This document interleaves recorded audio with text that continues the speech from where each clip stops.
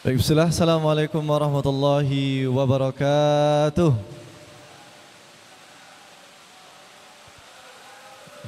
Alhamdulillah, Masya Allah. Sore hari ini kita disambut oleh rintikan hujan gitu ya.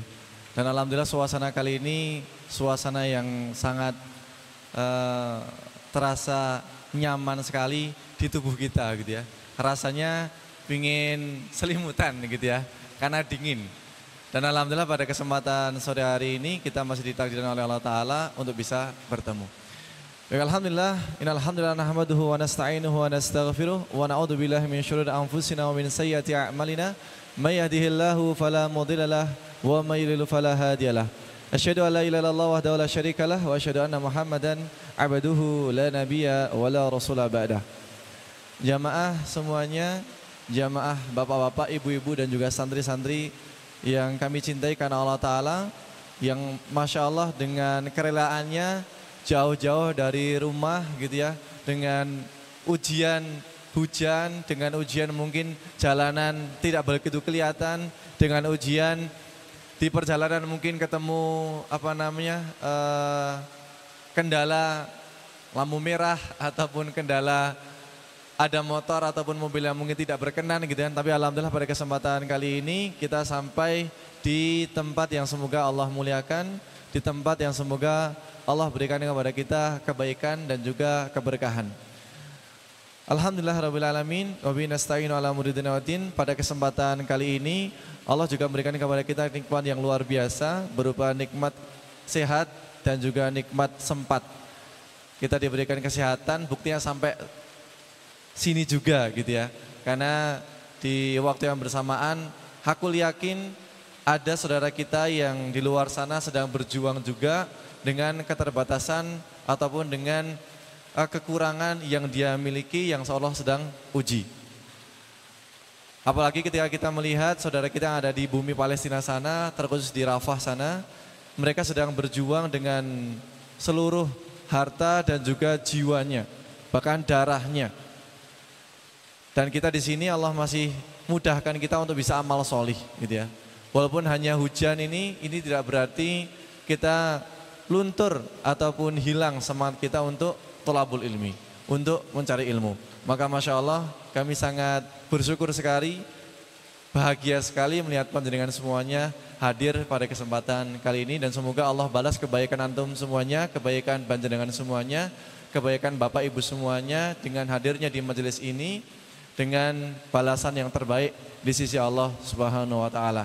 Dan kita juga doakan terus kepada saudara dan juga saudari-saudari kita yang ada di bumi Palestina sana, agar Allah segera turunkan pertolongannya, agar Allah berikan kepada mereka semua kekuatan jasmani rohaninya, bahkan benar-benar bisa menjadikan mereka semua itu inspirasi yang tak terhingga di dalam keyakinan ataupun ketahuitan kita kepada Allah Ta'ala.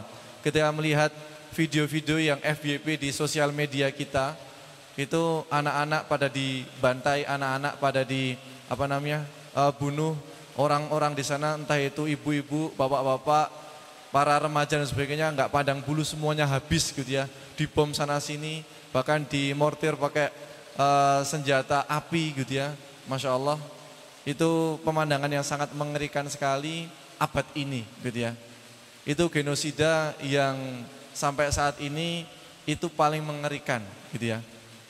Dan ini juga udah sampai ke titik di mana udah di luar dari seharusnya hak asasi manusia itu diadakan gitu ya. Ini di luar itu semuanya. Tapi ya ini udah nubuah dari Allah Ta'ala. Maka kita doakan dan jangan sampai kita tidak terlibat dari berjalannya waktu dalam membela agama Allah Ta'ala ini. Minimal ketika tidak bisa menggunakan harta dan juga jiwa kita membantu saudara-saudara kita ada di sana, kita bisa berdoa gitu ya. Maka nanti di akhir sesi kita akan berdoa bersama, terkhusus juga mendoakan saudara-saudara kita ada di sana. Alhamdulillah jamaah kajian sore rahimani warahakumullah. Alhamdulillah kita hampir memasuki bulan Zulhijjah gitu ya. Tadi sudah disampaikan oleh Ustaz Teguh, ada yang meyakini nanti malam udah 1 Dzulhijjah, ada yang meyakini besok baru 1 Dzulhijjah, gitu ya. Nah, mau kapanpun itu, yang penting kita terus berusaha, gitu ya. Yang penting kan hati kita, yang penting ruh kita, jasad kita untuk beramal soleh, gitu kan. Kapanpun itu, ya yang penting kita udah berusaha. Entah itu nanti dinilainya hari ini ataupun besok nggak menjadi masalah. Karena Allah itu pasti akan melihat dari keseriusan hambanya. Nah, di bulan Dzulhijjah itu adalah bulan haram, termasuk daripada bulan 4 yang haram. Ada Dzulqa'dah, Dzulhijjah, dan juga Muharram beserta Rajab. Di mana di situ dilarang untuk berperang. Allah mengharamkan umat muslim berperang ketika terkhusus di zaman Nabi Muhammad SAW. Dan sampai ini juga ketika di bulan-bulan yang haram ini itu dilarang untuk melakukan jihad fisabilillah bentuknya fisik, gitu ya. Tapi kalau bentuknya jihad nafsu, itu kapanpun waktunya tidak terbatas. Alhamdulillah di bulan Dzulhijjah ini semoga nanti kita bisa full ya di bulan Dzulhijjah, karena ternyata bulan Dzulhijjah itu memiliki keutamaan fadilah yang mirip-mirip dengan bulan Ramadan.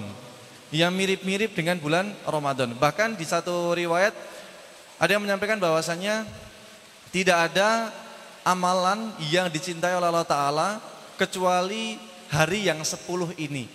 Nah, kadang-kadang hari yang 10 ini itu ditafsirkan 10 hari terakhir sebelum Ramadan, tapi ada juga yang menafsirkan ataupun meyakini bahwasannya 10 hari ini adalah 10 awal bulan Dzulhijjah. Nah, ambil aja kita dua-duanya gitu ya. Yang akhir bulan Ramadan kita juga meyakini, karena kita di sana banyak sekali amal soleh yang bisa kita tingkatkan gitu ya. Berupa malam Lailatul Qadar menjadi puncaknya, dan di bulan Dzulhijjah pun juga sama gitu ya. Puncaknya nanti kita menyembelih hewan kurban gitu ya. Nah, di bulan Dzulhijjah ini ternyata memiliki amalan-amalan yang ternyata memiliki keutamaan yang sangat luar biasa. Bahkan tidak dimiliki oleh bulan-bulan yang lainnya. Misalkan dari segi amal solehnya itu sendiri. Di bulan Ramadan itu memang seluruh amal soleh dilipat gandakan. Ya, dilipat gandakan. Janji Allah itu amal soleh itu dilipat gandakan. Itu pasti gitu ya. Pasti dilipat gandakan. Nah, yang lebih istimewanya dari bulan Ramadan, bulan Dzulhijjah ini adalah tidak hanya dilipat gandakan, terkhusus di 10 hari yang pertama. Tapi ada bonusnya juga, berupa menjadi amal soleh yang dicintai oleh Allah Ta'ala, gitu ya. Karena tadi di suatu riwayat tidak ada amal soleh yang dicintai oleh Allah Ta'ala kecuali 10 hari terakhir di bulan Dzulhijjah. Tapi itu Dzulhijjahnya ini ada yang menafsirkan Ramadan ataupun Dzulhijjah. Habis itu ada sahabat yang bertanya, walaupun itu jihad fisabilillah wahai Rasulullah, iya, walaupun itu jihad fisabilillah. Kecuali, ada kecualinya ini. Kecualinya dia yang seseorang itu keluar untuk jihad fisabilillah dengan harta dan jiwanya dan dia tidak kembali lagi. Nah, kecuali itu baru sama gitu ya derajatnya dengan amal soleh yang dilaksanakan di 10 hari pertama di bulan Dzulhijjah. Luar biasa kan? Maka ketika kita tidak bisa melaksanakan itu di era-era zaman sekarang ini, apalagi di Indonesia Raya ini ya, itu kita belum bisa karena memang beda kondisinya dengan zaman Nabi ketika terdahulu. Maka amal soleh ataupun waktu yang diberikan sama Allah Ta'ala di 10 hari pertama bulan Dzulhijjah itu menjadi amal yang luar biasa. Sampai sebanding dengan jihad fisabilillah gitu ya. Sebanding dengan jihad fisabilillah. Enggak cuma jihad, ketika sampai syahid gitu ya. Sampai meninggal, sama gitu ya. Gitu. Maka ini nikmat yang luar biasa. Kita semoga nanti dipertemukan dengan bulan Dzulhijjah full gitu ya. Dan fadilah yang pertama ataupun amal soleh yang bisa kita lakukan adalah yang pasti itu adalah puasa di 9 hari pertama bulan Dzulhijjah. Dari mulai 1 Dzulhijjah, 2 Dzulhijjah, 3 Dzulhijjah sampai 9 Dzulhijjah. Puncaknya adalah puasa Arafah gitu ya. Nah, kita bisa perbanyak puasa-puasa di hari-hari itu. Kapan waktunya? Bebas. Mau berapa jumlahnya juga bebas. Misalkan yang sudah berkeluarga gitu ya, mungkin dari panjenengan ternyata LDR gitu ya, ada jarak gitu jauh ternyata, antar kota bahkan antar provinsi sangat jauh. Nah itu mungkin nggak apa-apa, 1-9 full oke. Tapi ketika memang itu jaraknya masih di wilayah kita gini ya, masih Temanggung sama-sama Temanggung, itu tidak dianjurkan gitu ya, yang udah berkeluarga. Tapi kalau misalkan sama-sama berikhtiar, kita sama-sama puasa 9 hari full ya monggo gitu ya. Tapi ketika memang itu tidak bisa, kalau santri ya itu kapan aja bisa gitu ya. Full 9 hari yo bisa gitu ya. Tapi kalau misalnya tidak bisa, itu kita ambil 2 hari yang utama. Tanggal 8 dan juga tanggal 9-nya. Yaitu ada puasa Tarwiyah di tanggal 8 dan juga puasa Arafah di tanggal 9-nya. Gitu ya. Nah, ketika tidak bisa lagi, mentok-mentoknya gimana ini? Ternyata dari kesibukan harian dan juga dari kondisi fisik itu tidak memungkinkan gitu ya ketika banyak puasa, maka ambil aja salah satu di antaranya yaitu di tanggal 9-nya. Di pas orang-orang yang sedang wukuf di Arafah itu sedang melaksanakan ibadah di padang Arafah gitu ya. Yaitu di tanggal 9-nya. Atau sering kita dengar adalah puasa Arafah. Nah, Nabi Muhammad SAW bersabda, jika kalian melaksanakan puasa Arafah gitu ya, lillahi ta'ala, karena Allah Ta'ala, maka dia akan menjadi penghapus dosa 2 tahun lamanya. Akan menjadi wasilah penghapus dosa bagi dia selama 2 tahun lamanya. Kapan itu? 1 tahun sebelum dan 1 tahun setelah. Enak banget kan? 1 tahun sebelum, kita yakin kita selama beraktivitas sehari-hari bermuamalah sama saudara-saudara kita gitu ya, itu pasti mungkin ada hal-hal yang mungkin tidak dienakkan gitu ya. Atau mungkin kita sendiri juga tidak mengenakan orang lain, sama-sama gitu ya. Dan itu bisa jadi menimbulkan dosa-dosa kecil gitu kan. Selain itu juga mungkin dosa-dosa yang sifatnya bisa jadi ya secara pribadi gitu ya. Nah, kemaksiatan dan sebagainya. Maka itu menjadi momen yang luar biasa, menjadi wasilah agar dosa-dosa kita yang udah kelakon kemarin itu bisa Allah ampuni. Bahkan gak cuma tahun kemarin gitu kan, tapi Allah udah menyiapkan pengampunan dosa tahun yang akan datang, 1 tahun yang akan datang. Tapi ketika kita udah tahu kondisi itu ya kita juga gak sembarangan juga. Usrah apa-apa ngelakuin dosa udah diampuni juga kok gitu kan. Ya gak gitu juga gitu ya. Kita juga berusaha untuk menjadi hambanya Allah Ta'ala yang tetap dicintai gitu ya. Karena kemaksiatan tuh pasti ada efeknya gitu ya. Dosanya itu pasti akan berefek kepada kegiatan ataupun aktivitas kita sehari-hari. Maka kita ketika udah dikasih jaminan sama Allah Ta'ala diampuni dosa-dosa yang akan datang selama 1 tahun ini mendatang gitu ya. Nah kita ya semakin lebih percaya diri gitu ya terhadap amal soleh yang kita laksanakan. Nah di satu riwayat yang lain menurut Sayyidina Ibnu Abbas radhiyallahu anhu, tidak ada amal soleh yang dijanjikan akan dihapus dosa-dosanya yang akan datang kecuali puasa Arafah. Ya, ini juga menjadi penguat bahwasanya puasa Arafah itu memiliki kekuatan yang sangat-sangat powerful sekali untuk menebus dosa-dosa kita, gitu ya. Yakin kita pasti banyak dosanya, gitu ya, apalagi yang sedang berbicara di depan ini, banyak sekali dosanya. Hanya saja Allah yang sedang menutupi dosa-dosa kita.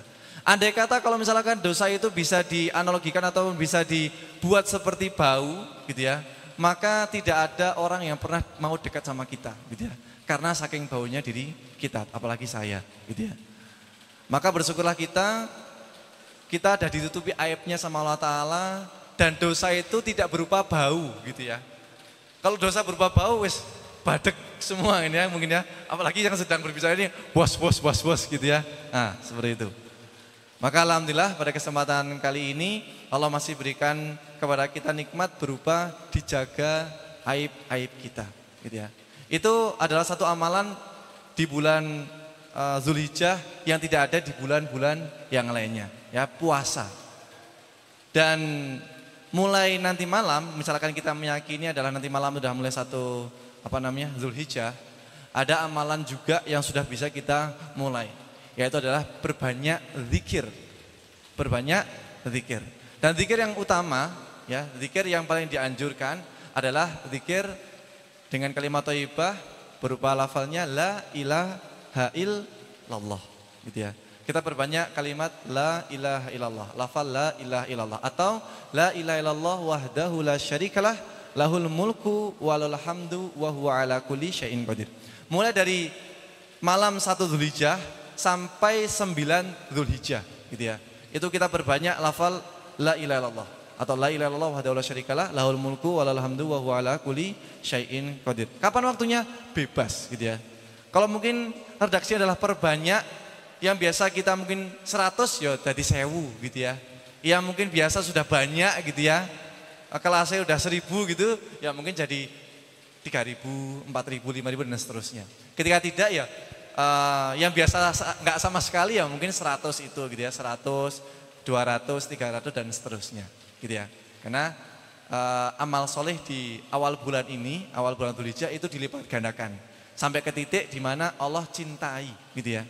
Ketika bonusnya dicintai, maka maghfirah Allah itu akan turun, ampunan Allah akan turun kepada dirinya. Ini luar biasa sekali, gitu ya. Berbeda sama bulan Ramadan yang hanya mungkin dilipat gandakan, walaupun ada jaminan juga penghapusan dosa, gitu ya. Nah, kalau di bulan Dzulhijjah ini amal soleh apapun itu bonusnya tuh dicintai Allah Ta'ala sampai diampuni. Hanya dengan satu amalan di bulan Dzulhijjah itu sendiri, gitu ya. Nah, tanggal 1 sampai tanggal 9 adalah kalimat thayyibah yang dianjurkan adalah kalimat la ilaha illallah. Walaupun boleh semua kalimat thayyibah yang lainnya. La ilaha illallah, subhanallah, walhamdulillah, wala ilaha illallah, wallahu akbar, bisa semuanya, gitu ya. Mau hamdalah, mau tahlil, mau tahmid, mau takbir, silahkan, bebas, gitu ya. Yang penting kita perbanyak zikir kepada Allah Ta'ala. Mungkin mudahnya kalimat takbir Allahu akbar, enggak apa-apa. Yang penting kita udah berusaha untuk berbanyak zikir, membasahi lisan-lisan kita dengan zikir kepada Allah Ta'ala, gitu ya. Jadi sampai tanggal 9-nya. Dan pas tanggal 9-nya, pas hari Arafah itu tiba, gitu ya. Itu lebih dianjurkan lagi ketika udah 9 hari diperbanyak, itu lebih banyak lagi. Kalau bisa 1000 itu usahakan benar-benar bisa 1000, gitu ya. Untuk kita bisa benar-benar mendapatkan cintanya Allah Ta'ala. Bayangkan kalau kita dicintai sama orang yang kita cintai aja senangnya minta ampun, gitu ya. Dicintai oleh orang tua kita senangnya minta ampun. Dicintai oleh orang-orang yang berkuasa itu senangnya minta ampun, gitu ya. Karena akan banyak akses dipermudah, gitu ya. Apalagi kok dicintai sama pencipta langit dan bumi, gitu ya. Maka nikmat yang luar biasa sekali. Apapun yang menjadi keinginan kita, insya Allah akan cepat sekali untuk diijabah ataupun dikabulkan, gitu ya. Jadi kita berusaha melaksanakan amal soleh di bulan Dzulhijjah nanti ini dengan mencoba meniatkan agar mendapat cintanya Allah Ta'ala. Berikutnya di tanggal 9 yang asar, gitu ya, atau waktu asar, gitu ya. Waktu asar ada juga yang meriwayatkan itu mulai subuh, gitu ya. Tapi asar, kita ambil yang asar aja sampai di tanggal 13-nya atau sampai hari tasyrik, gitu ya. Sampai hari tasyrik itu sunahnya adalah memperbanyak takbir. Memperbanyak takbir. Allahu akbar, Allahu akbar, Allahu akbar, gitu ya. Itu perbanyak takbir. Sebanyak mungkin seperti halnya kalimat la ilaha illallah tadi di awal. Berapa banyaknya? Sebanyak-banyaknya terserah, gitu ya. Yang biasa 100 ya dikali lipatkan, gitu ya, dikali lipat 2, 3, 4 dan seterusnya. Yang enggak biasa ya 100 itu udah jos, gitu ya, udah bagus sekali, seperti itu. Gitu guys, jadi perbanyak takbir. Habis itu ketika kita sudah melazimi kalimat thayyibah berupa takbir di tanggal 9 asar sampai tanggal 13 asar, gitu ya. Itu ada juga amalan-amalan sunnah yang bisa kita laksanakan ketika setelah sholat fardu, ya. Entah itu subuh, zuhur, asar, maghrib, isya, kita bisa melakukan takbir seperti halnya takbir-takbir Id, ya, atau takbir-takbir hari raya. Ya sunahnya itu dibaca takbir hari raya 3 kali sama doa tambahan. Berarti lafalnya kayak gimana? Allahu Akbar, Allahu Akbar, Allahu Akbar. La ilaha illallah, wallahu akbar. Allahu Akbar, walillahil hamd. Itu sebanyak 3 kali gitu ya.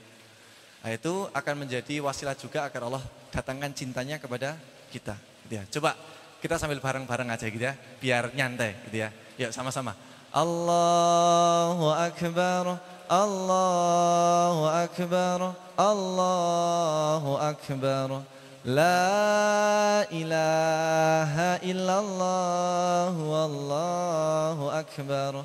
Allahu Akbar, walillahil hamd. Suasananya udah kayak berubah gitu ya, udah kayak bener-bener lebaran ya. Udah kayak Idul Adha atau Idul Fitri. Sunahnya 3 kali gitu ya, sunahnya 3 kali. Habis itu dilanjutkan dengan takbir doa. Allahu Akbar kabira, walhamdulillahi katsira, wa subhanallahi bukratan wa asila. La ilaha illallah, wallahu akbar. Allahu Akbar, walillahil hamd. Nah, itu cukup gitu ya. Walaupun ada versi yang lebih panjangnya lagi gitu ya. Nah, itu udah cukup sekali. Nah, iya habis itu baru doa biasa gitu ya. Selayaknya kita zikir ba'da sholat. Dimulai dari istighfar, tasbih, tahmid berapa kali gitu ya. Habis itu ayat kursi dan seterusnya. Nah, itu bisa kita lakukan besok di tanggal 9 Ashar sampai tanggal 13 Ashar ataupun hari tasyrik gitu ya. Habis itu ketika kita udah berusaha untuk melazimi zikir dan juga melazimi puasa, yang ketiga kita masuk akan menunaikan sholat Idul Adha gitu ya. Ada sunnah menjelang sholat Idul Adha. Salah satu sunnahnya adalah menahan tidak makan dan tidak minum gitu ya. Karena kadang-kadang suka bingung gitu ya, mungkin santri gitu ya. Ini yang nggak boleh makan tuh Idul Adha atau Idul Fitri gitu ya. Nah, kalau Idul Fitri itu wajib makan setelah bangun tidur itu wajib makan, sebelum sholat Id gitu ya, itu wajib makan. Nah, tapi kalau sholat Idul Adha itu sunahnya memang menahan terlebih dahulu makan dan minuman itu masuk ke tenggorokan kita gitu. Habis itu sunnah yang lainnya ketika menjelang sholat Idul Adha adalah kita mandi ya, mandi bersih-bersih badan gitu ya, bersih-bersih badan. Yang mungkin tidak menyembelih kurban berarti potong kuku gitu ya, potong kuku terus yang mungkin mau potong rambut ya silahkan juga potong rambut gitu ya. Nah, itu disunahkan memang. Tapi kalau misalkan dia adalah sebagai pekurban gitu ya, yang melaksanakan kurban ya, yang dia sedang berkurban, maka memang sunahnya tidak memotong kuku, tidak memotong rambut, tidak juga berdonor darah gitu ya. Karena dengan kita menjaga itu semuanya, itu akan memiliki fadilah pengampunan dosa gitu ya. Maka iman-iman sekali akan rugi jatuhnya kalau sampai kita itu kurban, kok ternyata kita lupa gitu ya. Lupa ya tetap potong kuku ya, tetap potong rambut, tetap donor darah ataupun kebalikannya kita yang dapat donor darah itu sendiri. Nah, usahakan memang itu dihindari gitu ya, seperti itu. Habis itu kalau misalkan kan harus bersih-bersih. Kalau misalkan sikat gigi dan juga ngosek-ngosek daki, apakah itu berefek dengan domba yang kita sembelih gitu kan? Ya enggak ya. Kalau misalkan daki enggak ya. Kalau daki enggak. Kalau daki ya wajib dibersihkan. Waktu mandi kita resik-resik dakinya gitu ya, dibersihkan. Kotoran-kotoran gigi ya dikasak sekalian gitu ya. Disikati benar-benar sampai bersih. Karena itu tidak berefek gitu ya. Yang berefek 3 itu yang utama. Kuku, rambut, sama darah gitu ya. Karena dalam satu riwayat yang lain bahwasanya pernah Rasulullah itu memanggil Sayyidah Fatimah atau Ibunda Fatimah gitu ya, radhiyallahu anha. Ketika itu Rasulullah memanggil, saksikanlah wahai Ibunda Fatimah gitu ya, kalau bahasa kita Ibunda Fatimah seperti itu kan. Habis itu ketika penyembelihan kurbanmu gitu kan, bahwasanya kepalanya ketika disembelih hewan kurbannya gitu ya, itu akan menjadi penghapus dosa kepalamu. Dan bagian kakinya akan menjadi penghapus dosa bagian kakimu. Dan anggota tubuh seluruhnya akan menjadi penghapus dosa bagian seluruh tubuh dirimu. Nah, maka dengan adanya kisah ini ataupun dalil ini, itu membuktikan bahwasannya ketika kita itu menyembelih kurban, itu memang tidak dianjurkan untuk bisa memotong rambut ataupun kuku. Karena semua itu akan menjadi wasilah gitu ya, menjadi wasilah agar dosa-dosa kita diampuni karena dipotongnya hewan kurban kita gitu ya. Ya mulai tanduknya, ya mulai kepalanya, badannya, kulitnya, kakinya sampai tulang-tulangnya, semuanya gitu ya. Itu akan menjadi wasilah penggugur dosa-dosa kita insya Allah gitu ya. Dan di perkara ini gitu ya, kita udah masuk poin yang ke-5 misalkan gitu ya. Itu adalah hewan kurban itu sendiri. Setelah kita melaksanakan sholat Idul Adha dengan berbagai rangkaian syariat dan juga rukun-rukunnya gitu ya. Itu adalah penyembelihan hewan kurban. Nah, di penyembelihan hewan kurban ini itu memang terbagi menjadi 3 hewan kurban yang umum dilakukan gitu ya, atau menjadi wasilah hewan kurban itu sendiri. Yang pertama adalah unta gitu ya. Yang kedua adalah sapi dan yang ketiga adalah kambing. Itu adalah 3 hewan kurban yang memang menjadi sembelihan kurban yang umum ataupun yang disyariatkan, yang udah akui di kalangan para ulama. Tapi ada kisah gitu ya. Ada kisah itu diriwayatkan dari Ibnu Abbas. Ketika itu Rasulullah sedang menanyai Bilal bin Rabah gitu. Singkatnya itu lagi pada kumpul gitu ya para sahabat. Habis itu Nabi Muhammad SAW, Nabi kita itu tanya sama Abu Bakar As-Siddiq. Abu Bakar, kamu kurban apa? Abu Bakar menjawab, saya kurban unta wahai Rasulullah. Habis itu ditanya lagi sahabat-sahabat yang lainnya, kamu kurban apa? Saya kurban unta. Kamu kurban apa? Saya kurban kambing. Habis itu berjalannya pertanyaan sampai ke titik Bilal bin Rabah. Wahai Bilal, kamu kurban apa? Saya kurban ayam wahai Rasulullah gitu kan. Habis itu Rasulullah ketawa gitu ya, tersenyum gitu ya. Tersenyum, habis itu tidak menandakan pelarangan ataupun ketidaksukaan. Raut wajahnya senyum. Ya, mungkin karena maklum, Bilal bin Rabah enggak apa-apa gitu mungkin ya. Nah, tapi itu bertentangan dengan ijma para ulama gitu ya. Bahwasanya enggak ada itu, enggak ada kok ayam jadi sembelihan hewan kurban gitu ya. Tapi karena ini memang terjadi gitu ya. Itu diriwayatkan juga dari Ibnu Abbas ya, siapa yang tidak yakin gitu ya, padahal beliau itu luar biasa sekali, sahabat yang luar biasa. Maka ini menjadi salah satu dalil juga kalau misalkan dari santri-santri gitu ya, mau belajar kurban pakai ayam juga bisa gitu ya. Pakai ayam juga bisa gitu. Tapi enggak Jo, misalkan dari kita memang dari kebutuhan keluarga banyak, ternyata kita juga belum pandai menabung gitu ya. Dan penghasilan mungkin enggak kuat untuk beli 1 ekor kambing gitu ya. Maka enggak apa-apa, kita bismillah motong ayam itu menjadi hewan kurban. Tapi enggak usah dibagi-bagi bentuk mentah gitu ya. Dibagi-bagi bentuk mentah. Ini Bu, ini kurban saya ayam gitu kan. Enggak usah gitu ya. Nah, itu hanya diam-diam aja. Potong ayamnya, habis itu dimasak, dibagi-bagi ke tetangga gitu ya. Insya Allah itu juga akan bernilai kurban, walaupun itu sangat kecil sekali gitu ya. Kalau dibandingkan sama kambing, sapi, unta gitu ya. Tapi itu dipedulikan dengan dalil yang ini gitu ya. Nah, tapi nanti jangan habis motong ayam, habis itu diserahkan ke masjid-masjid terdekat gitu ya untuk ditasarufkan, ya enggak juga gitu ya. Enggak juga. Itu hanya pribadi saja gitu ya, untuk latihan pribadi. Dan alhamdulillah kalau di sini santri-santri sudah mulai belajar iuran gitu ya. Iuran berapa ribu Mas? 50.000 ya. 50.000 per santri gitu ya. Untuk bisa membeli 1 ekor kambing gitu ya.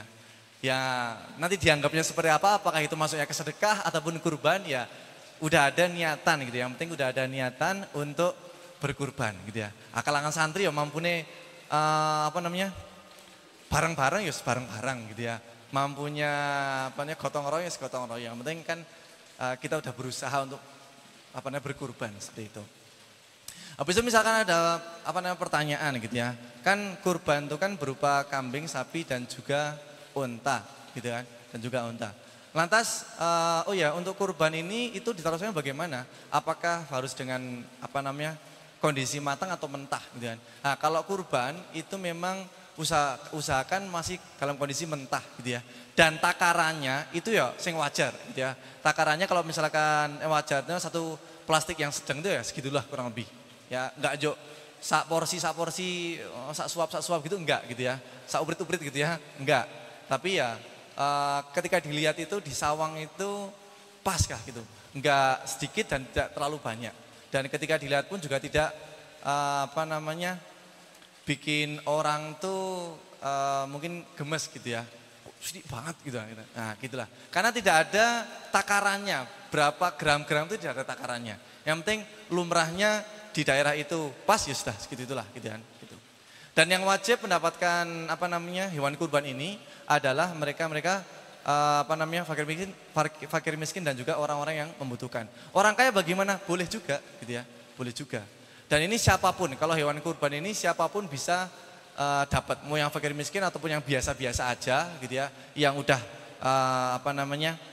ya mungkin dari segi kehidupannya itu udah biasa saja gitu ya. Ya tidak terlalu membutuhkan dan juga tidak berlebihan, ya biasa aja. Itu juga berhak mendapatkan daging kurban. Bahkan sampai orang kaya pun juga berhak mendapatkan daging kurban. Untuk jumlahnya, nah untuk jumlahnya ini yang nanti akan beda gitu ya. Nah untuk kalau orang kaya itu enggak sebanyak fakir miskin gitu ya, enggak sebanyak fakir miskin.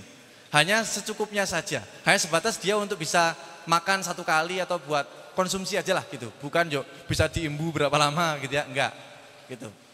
Gitu ya. Dan pentasarufannya pun ini juga enggak sembarangan ya, enggak sembarangan semua itu bisa menjadi tasaruf.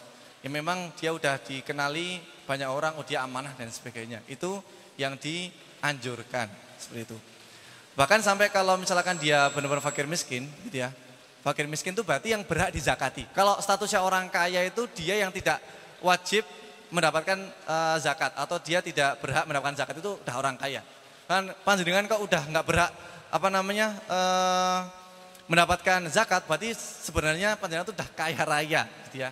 Hanya persepsi kita yang kurang aja gitu ya. Tapi sebenarnya kita tuh kaya raya insya Allah. Gitu, nah itu kalau di fakir miskin itu dia memiliki privilege ataupun kelebihan gitu ya. Kelebihannya apa? Itu ketika dia mendapatkan daging kurban, dia bisa utuh memiliki daging kurban itu seperti halnya beliau-beliau ini beli gitu ya. Mau disedekahin lagi bisa, mau dibahain lagi bisa, bahkan dijual pun juga bisa gitu ya. Bahkan dijual pun juga bisa. Tapi kalau yang mereka-mereka yang tidak berhak mendapatkan zakat, nggak boleh gitu ya. Udah ketika dapat dikasih ya sudah gitu kan, buat dirinya gitu kan. Mau diibahin boleh, tapi kalau misalkan dijual gitu nggak boleh ya, nggak boleh seperti itu. Itu adalah berkenaan dengan hewan kurban. Ya wajib bentuknya mentah ya, bentuknya mentah. Kalau yang matang itu adalah akikoh. Kalau yang matang adalah akikoh. Nah, memang ada sedikit perbedaan antara kurban dan juga akikoh. Nah permasalahannya ataupun pertanyaannya, ketika kita mengetahui kalau kita tuh belum diakekoi gitu ya, belum diakekoi, habis itu ketemu bulan Dzulhijjah, waktunya kurban. Baiknya seperti apa? Lebih baik kurban dulu atau akikoh dulu? Kira-kira lebih baik mana? Ya. Nah jawabannya adalah lebih baik akikoh dulu. Karena kalau akikoh itu kan sebagai penggadai gitu ya. Nah, tidak nggak ada seorang anak itu yang belum diakekoi ketika berarti dia itu masih tergadaikan gitu ya. Amal soleh itu nggak sambung sampai orang tuanya. Maka kalau misalkan kita tahu kalau kita itu belum diakekoi, maka utamanya itu diakekoi. Walaupun ada perbedaan pendapat gitu ya. Ada pendapat para ulama memang nggak bisa akikoh sama kurban itu jadi satu nggak boleh gitu kan. Satu niat satu kambing itu nggak boleh gitu. Dua niat satu kambing nggak boleh. Tapi ada ulama yang menyampaikan bahwasannya boleh menjadi satu kambing itu dua niat nggak apa-apa gitu ya. Jadi ketika memang dia untuk nabung susah gitu kan, untuk hanya sebatas menghidupi keluarga itu udah pas gitu kan, itu aja udah dikasih benar-benar usaha jerih payah yang luar biasa untuk bisa mendapatkan satu kambing, itu nggak apa-apa gitu ya. Dia niatnya double. Yalah, aku mau niat akikoh sama kurban, itu nggak apa-apa ya. Itu orang-orang khusus gitu ya. Jadi itu memiliki banyak keutamaan juga gitu ya. Gitu. Jadi orang yang tidak mampu tuh sama Allah Ta'ala benar-benar banyak dikasih kelonggaran yang luar biasa. Tapi ketika orang yang mampu memang diupayakan ataupun dianjurkan itu dipisah gitu ya. Antara akikoh dan juga kurban. Misalnya panjenengan tahu ternyata saya kayaknya dulu belum diakui sama orang tua saya, ya maka usahakan akikoh dulu gitu ya. Akikoh satu kambing kalau misalkan itu cewek, kalau cowok ya 2 ekor kambing gitu ya. Di mana akikohnya? Bisa di Temanggung Akikoh ya, sedikit promosi ya. Nah itu, bisa di Temanggung Akikoh itu. Jadi untuk perkara hewan kurban dan akikoh kurang lebih seperti itu. Utamanya itu di akikoh terlebih dahulu. Tapi kalau misalkan kita tidak mampu, satu ekor kambing dibuat double niat, nggak ada masalah. Mungkin ini jarang diketahui banyak orang gitu ya. Kadang-kadang lebih utama kurbannya daripada akikoh gitu ya. Padahal akikoh itu adalah tergadaikan ya. Kita tuh tergadaikan kalau kita itu belum diakikohi gitu ya. Nah gitu. Jadi amal soleh itu enggak sambung sampai orang tua.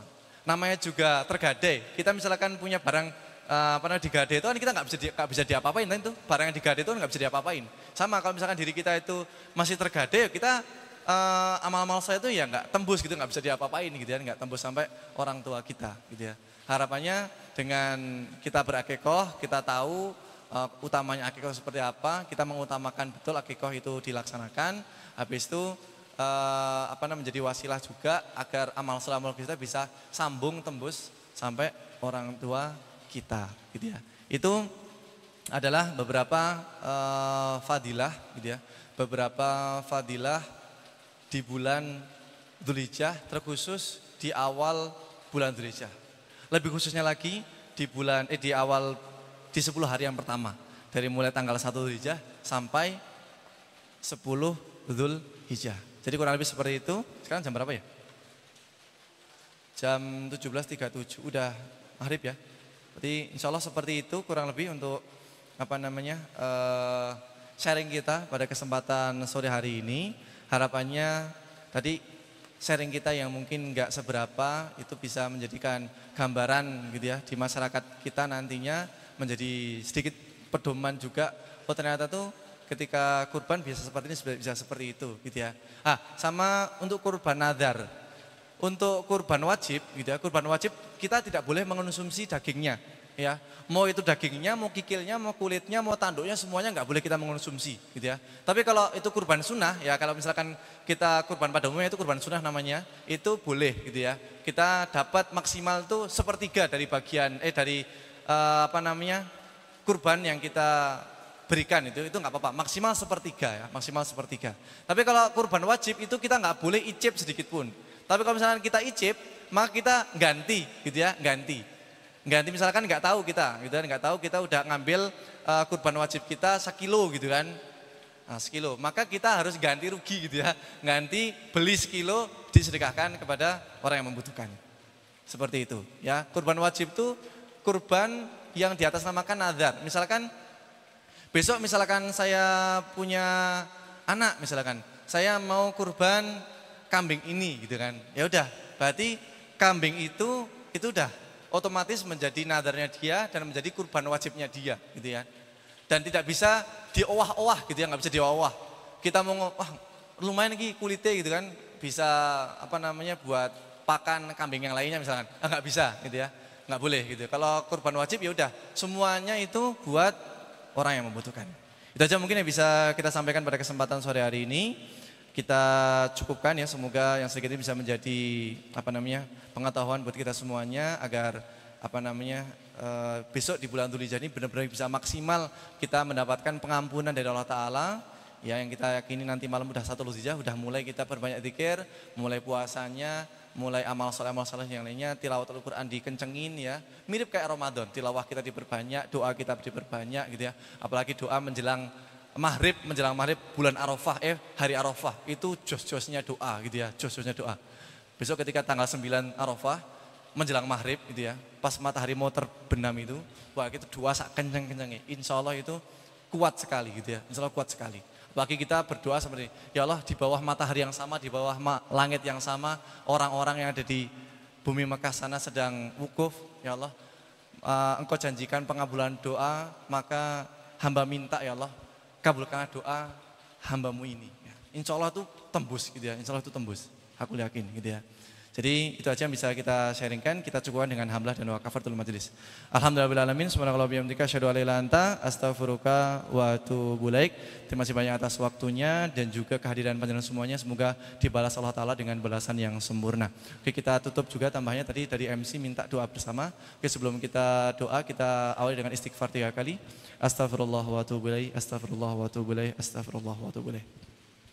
A'udzubillahi minasyaitonir rajim. Bismillahirrahmanirrahim. Allahumma shalli ala Muhammad wa ala ali Muhammad kama shallaita ala Ibrahim wa ala ali Ibrahim wa barik ala Muhammad wa ala ali Muhammad kama barakta ala Ibrahim wa ala ali Ibrahim fil alamin innaka Hamidum Majid.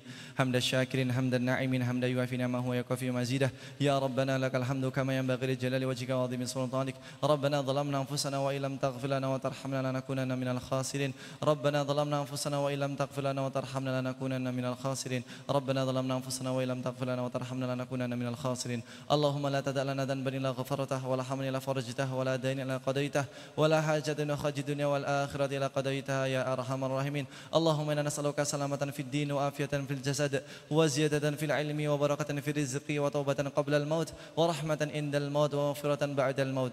اللهم حاول علينا في شكرة الموت والنجاة من النار والعفو عند الحساب. اللهم أحسن عاقبتنا في الأمور كلها وأجرنا من خزي الدنيا وعذاب الآخرة.